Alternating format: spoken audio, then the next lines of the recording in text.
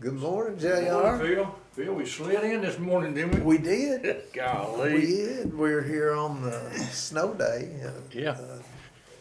Friday. We don't get NTI days like school kids do we? No, we're here to talk about the focus of our worship. Yeah.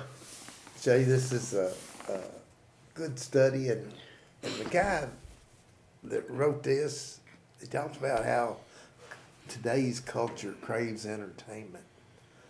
And I think he made some good points Oh, there. yeah. Yes. I think today more than at any time that kids glorify entertainers, athletes, soccer players. Yeah. He's had made an example there of a soccer player by the name of Ronaldo, Cristiano Ronaldo, Yeah. and he had 585 million followers on what is it, Instagram? Probably. Or, yeah. On social media. Right. And, we tend to glorify athletes and glorify beauty. And Taylor Swift, she just had a concert tour. What was it called? The Eras Tour. She made $1.2 billion off of it. Folks, that's a lot of money. It'd feed a lot of people. I told JR I could get out there and sing and, lose some of my clothing. That probably wouldn't be the same. It might be 12 people come out, Phil. I doubt I'd raise $12 Your family come out. One time, right? one time to tell me to get my Sorry. clothes back.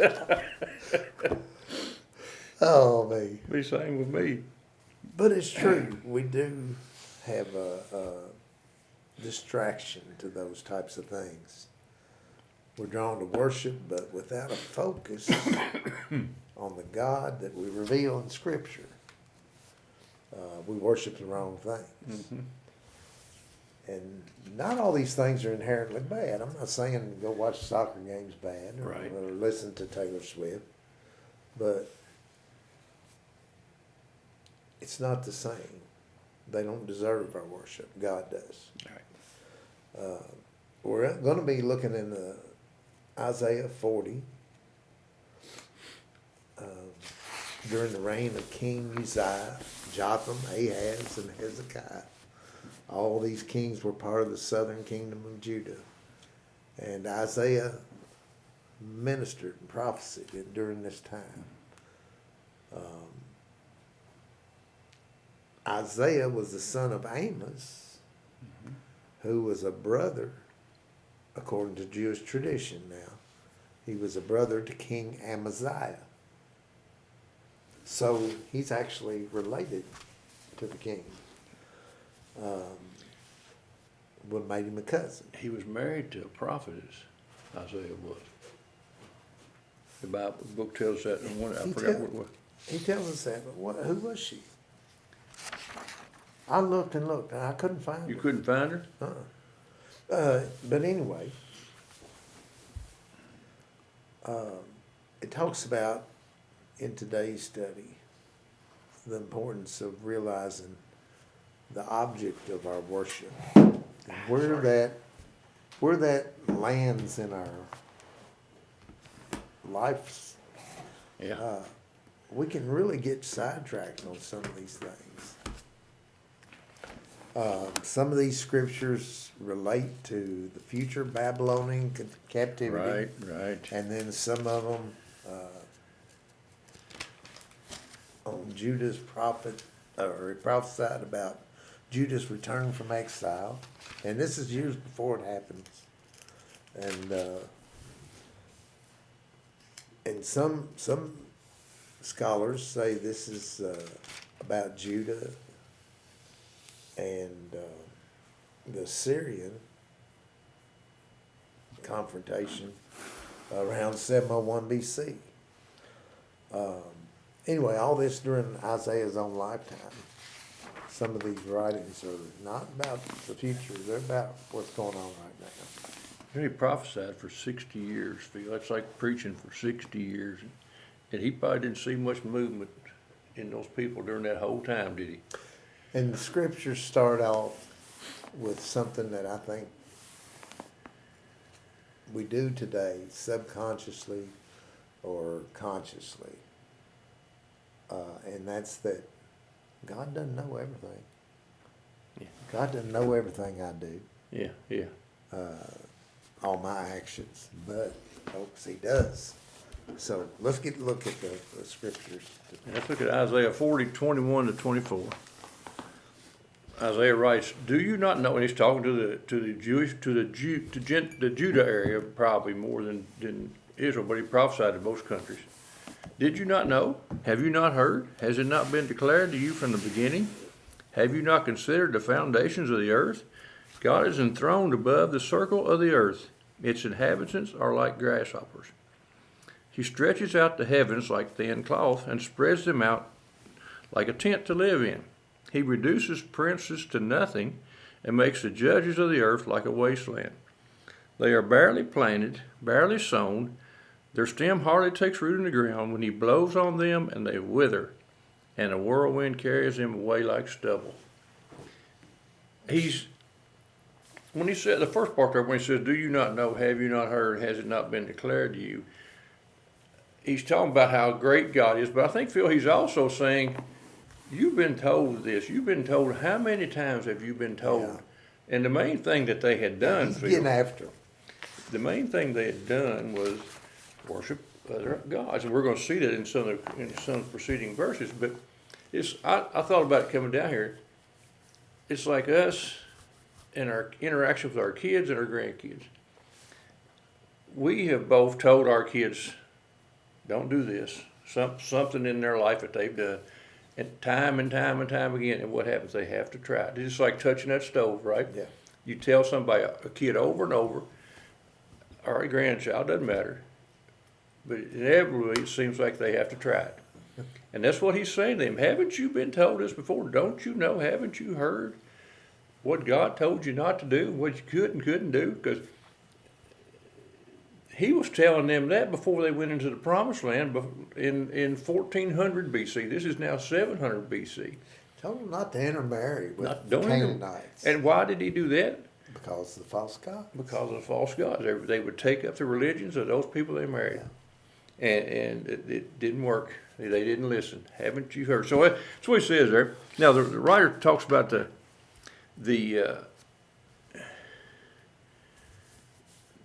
point of this lesson. The point of the lesson is only God deserves our worship. And then in these few verses says God is all powerful and no one can match his power.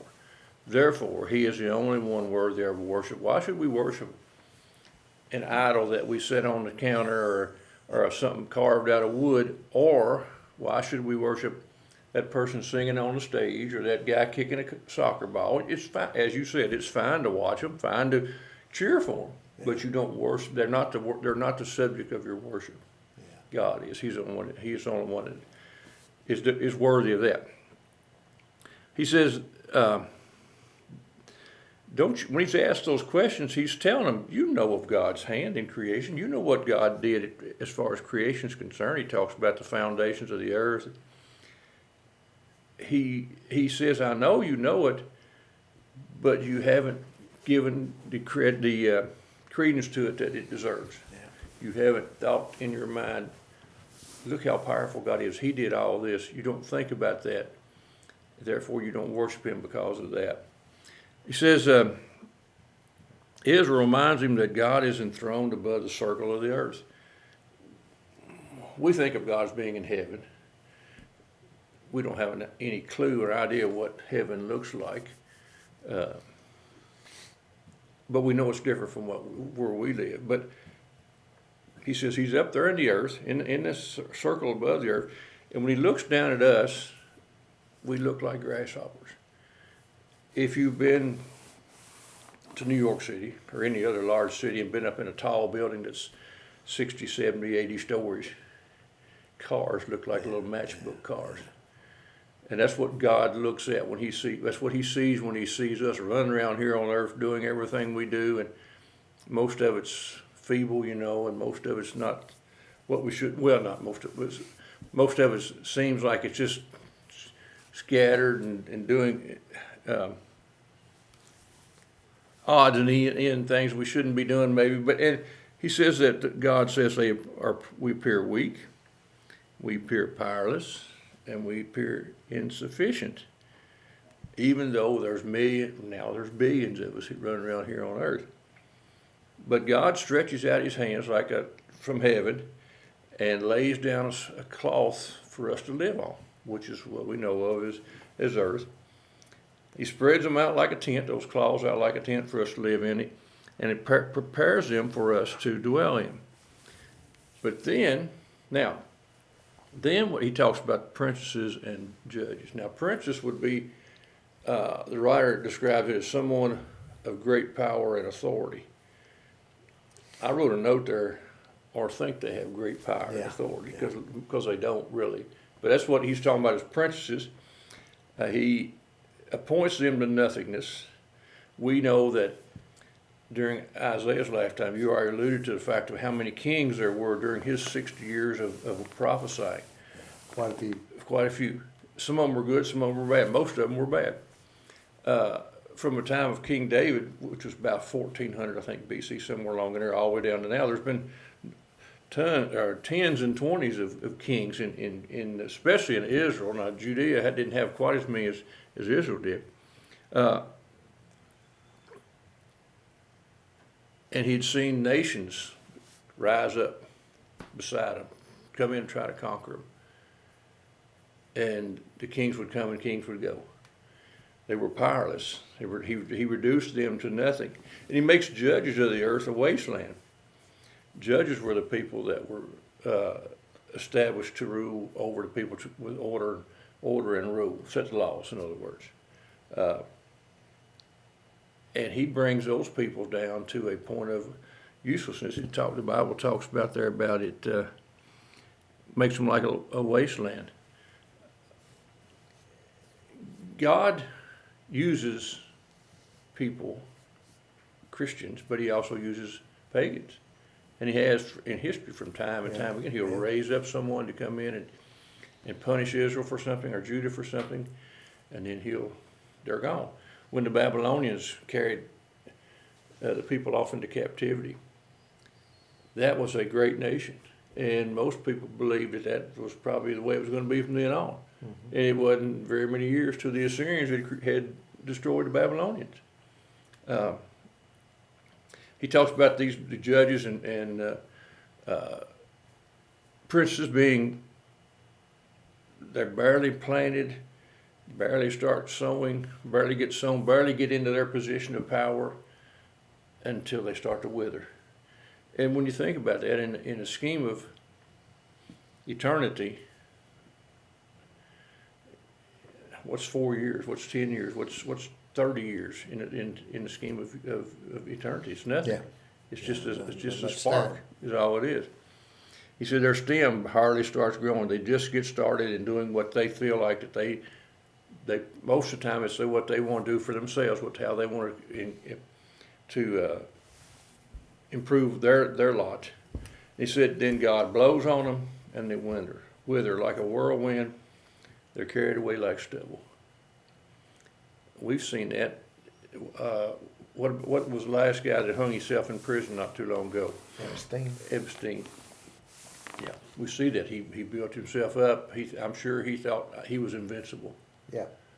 And it didn't take but a few people coming forward, and he was nothing. And whether he killed himself or not, we'll never know. But he's gone. The writer wraps this section up by this. He said, "Picture this: God watching His creation run around in all their pursuits like grasshoppers. But not even the Babylonian rulers had power that God Himself didn't allow. We had, I think it was Brother Wally that always taught that God either allows things to happen or makes things happen. Yeah. Nothing happens without that God doesn't allow to happen or make to happen, one of the two. It's God who numbered their days and decided their end. The one true God of Israel is still enthroned above the earth today. He's matchless in power and might. No created thing, whether wood or metal, images or super athletes or reality stars, can match his ability. There's one person we should worship, and that's God Almighty, who created the entire world and controls it. And like you were talking about what Wally said, you look at Donald Trump, Yep. quarter of an inch, Yeah, he's a dead man. yeah, Look at the course of history. You say, well, that's a crazy gunman. yeah. But it didn't happen because God didn't allow it Yeah. to happen at that time. Mhm. And he'll tell you that. Mhm. He said he thinks it's God that preserved his life. All he had to do is not turn his head. He turned it just enough. Just enough to keep the back of his head from getting blown out. That's the amazing thing to me is that no matter who, we spent, I say we, people, businesses of the United States, spent billions of dollars on this election to install a person whom God can remove with the Yep. breath of his, you Blow know, on him. it's a false power. It's a false, and these are false idols that we worship. Yeah. The super athletes, the super entertainers. Let's look at the next scripture. It says, "To whom will you compare me, or who is my equal?"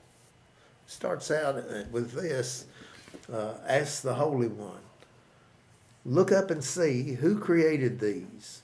He brings out the stars by number. He calls them by name because of his great power and strength.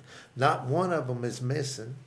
Jacob, why do you say, and Israel, why do you assert, my way is hidden from the Lord, and my claim is ignored by my God?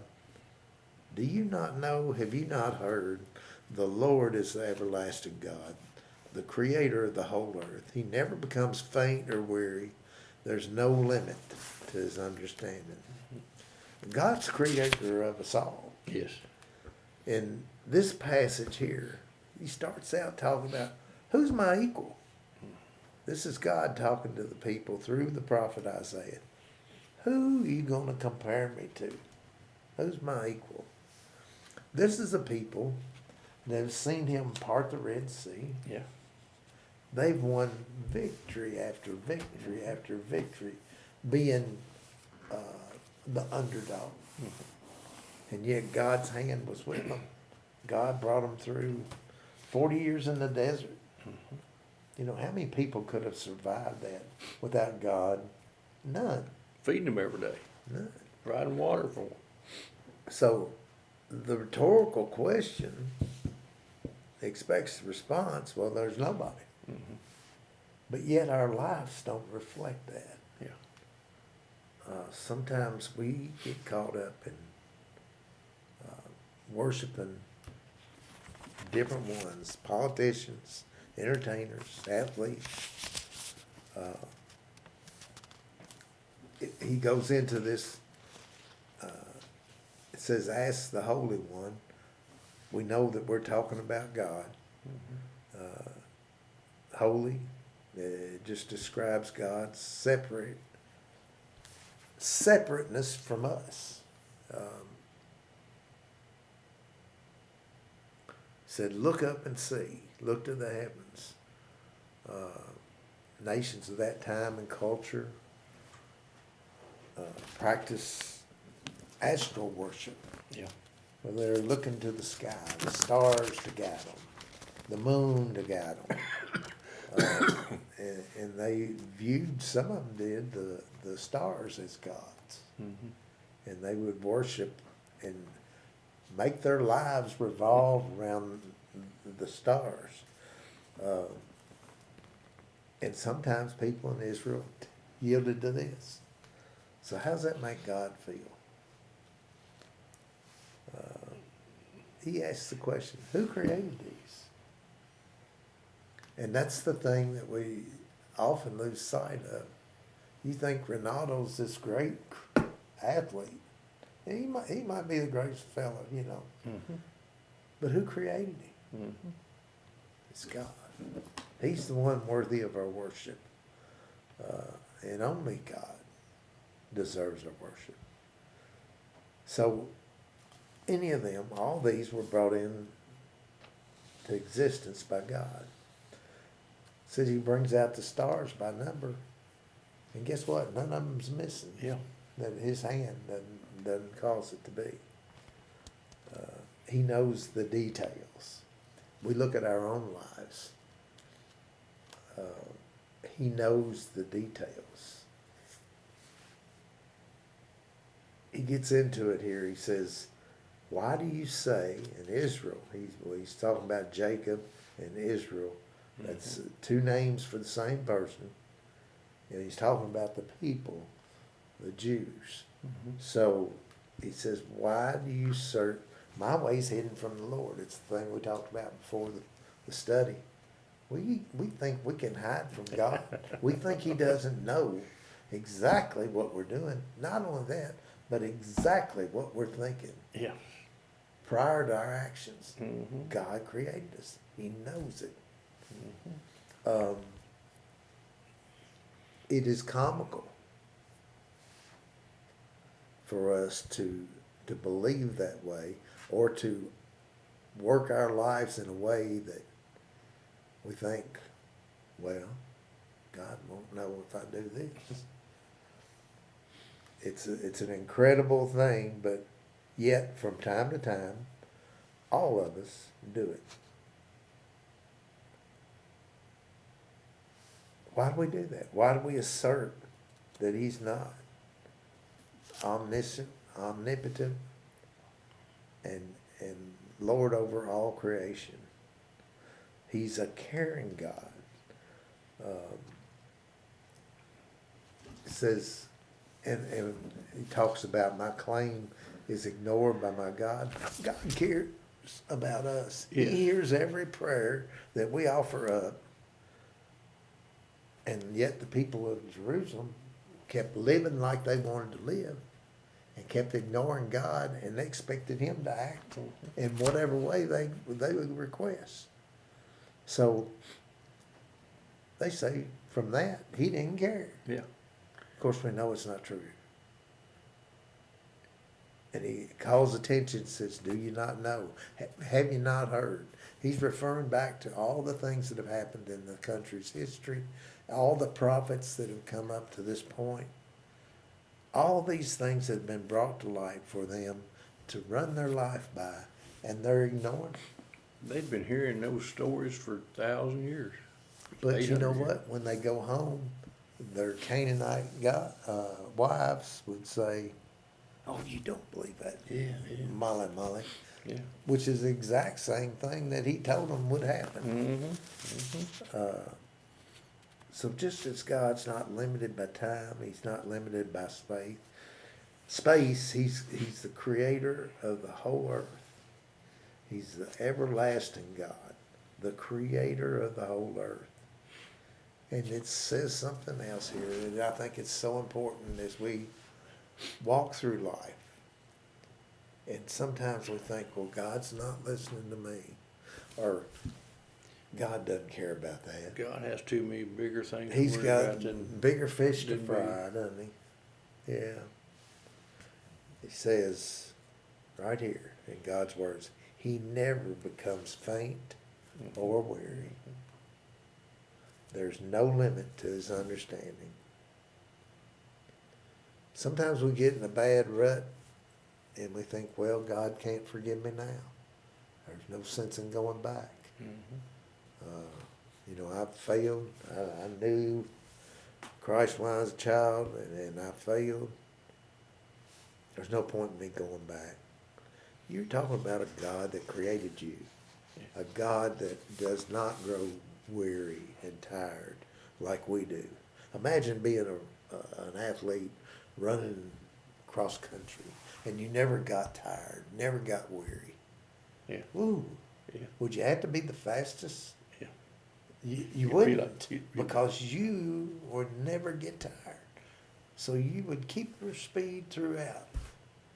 You wouldn't There's some be- marathon runners that almost do that anymore. Well, I They know. seem like they run wide open all the I know, time. for It's amazing. 6 miles. Yeah, it's But amazing. yet, they pale in comparison to God.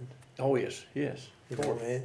and in saying this, that they don't become faint or weary, and there's no limit to his understanding. Sometimes we think, well, my life's such a mess. God doesn't understand. He doesn't understand my daddy's attitude toward me or my mom's attitude toward me Yeah. or the things that I've done and you know, the things that I wanted to do and yet I've not been able to do because of this, that, or the Right. other. Don't you think we think of God more as a human than as a God? I think we do. Because we try to not hinder him, but put him in a box and that he's like us, so he can't understand the things that I don't understand. He can't understand them either. Yeah. But he's not. He's not like us at all. And he's not like anyone. Uh-uh. He's the creator, the Lord. Yep. And in the next passages, we see that we're going to worship the one who strengthens us. He says in Isaiah does 29 through 31, he gives strength to the faint and strengthens the powerless. Youth may become faint and weary, and young men stumble and fall. But those who trust in the Lord will renew their strength. They will soar on wings like eagles. They will run and not become weary. They will walk and not faint. Isaiah is now telling us what God does for us, what he can do for us. He says he gives us strength, faint. He strengthens the faint and strengthens the powerless. The writer describes someone as being faint, who has a lack of inner strength. He doesn't have the will to continue on. We've either seen people like that in our lives, Phil, or we've been in that condition at some point in time in our life. Yeah. We said, God, I can't do anymore. I can't put one foot in front of the other. We have a family in our neighborhood that we're close to, not real close, but close to, and their kids are the same age as our grandkids. They got word this week that their freshman in college has stage 4 cancer. Didn't know it at all. They knew something was wrong last October. Dismissed it as something not serious. Stage 4 cancer. Now, I'm sure they are feeling just like that. They're faint, they're weary, they don't know what to do, they can't put one foot in front of the other one. But these verses tell us that God will get us through that. He'll strengthen us. He'll give us strength as when we're faint and strengthen us when we feel powerless. We don't know the outcome, but we know God will do that for them and for us, has done it for us in our life. He gives us strength and strengthens the powers. When we are down, he picks us up. We've seen that time and time again. Yeah. God doesn't like strength or power. Therefore, he stands in a position to supply those things for us, to us. He has more than enough power and strength to give it to all of us when we need it. He said, youth and young men will stumble and fall. That's describing strong people. We know that when we were 25 years old, 20 years old, we were a lot stronger than we are now, Phil. Lots. Yes, we were. But even at that, sometimes we stumbled and fell. Young men stumbled. He's talking about the warriors. They were the strongest men in the world, or especially the Roman army. Their soldiers were tip-top shape. But even they stumble and fall at times. All of us stumble and fall at times. But he now contrasts those strong people who fall to those who trust in the Lord for their strength. We've been in those situations. We've seen people in those situations where you get to the point where you say, God, I can't do anymore. Yeah. It's not in my hands. It's in your hands. I have tried all I can do. I know I've done everything I know to do. The situation's not getting better. I turn it over to you. And he can take care of it. He'll take care. He will stand in the line for us. You know, and I feel compelled to say it in my own life. It's me getting in his way Yeah, it's not. and not turning it over.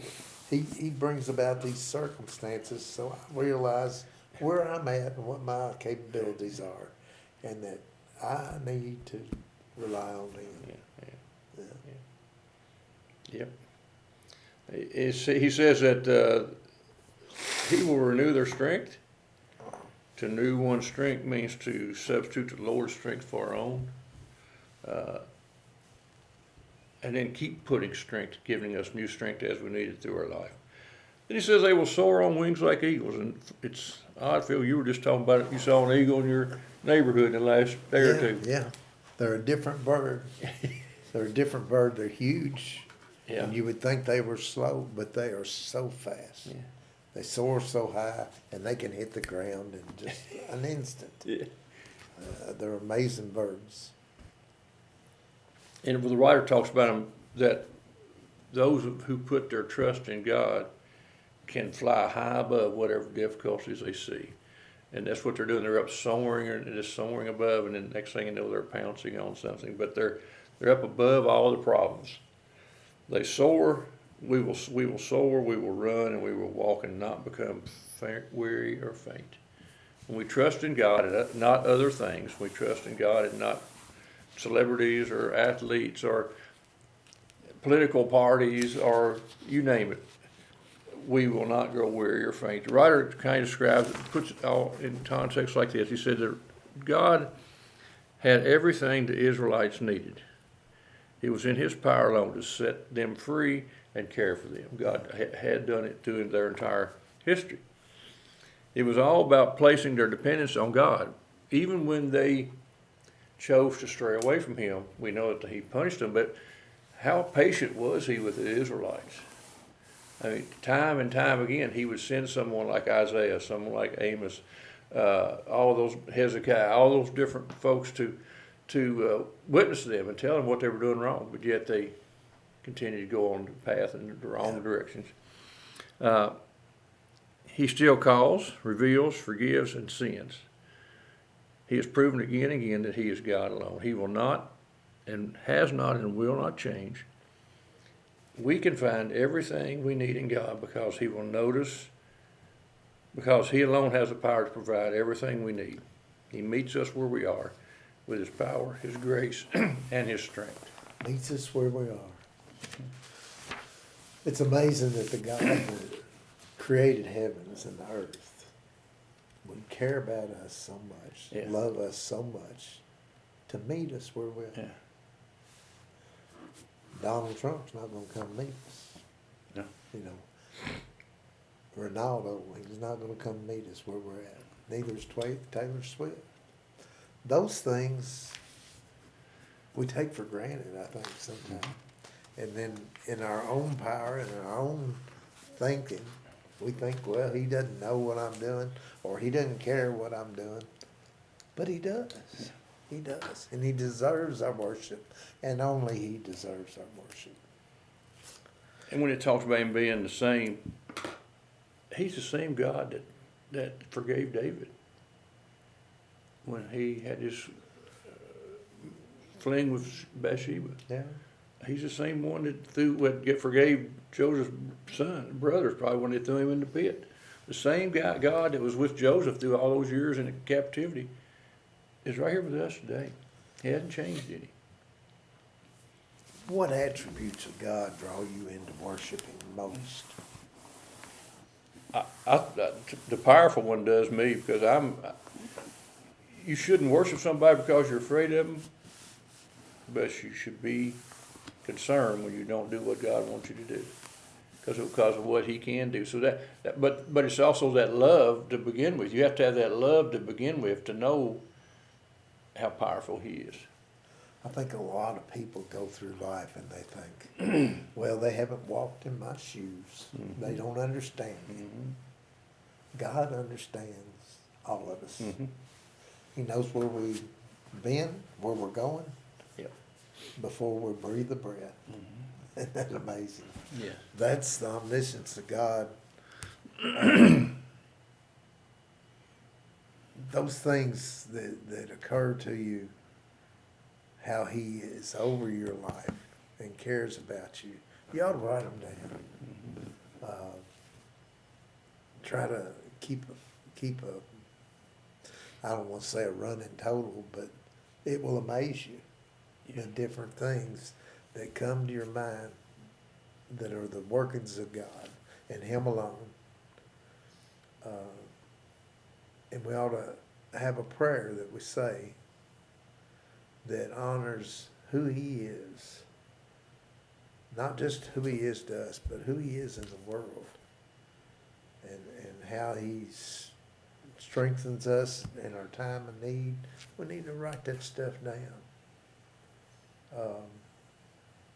It points to his ability, his power, and his love for us.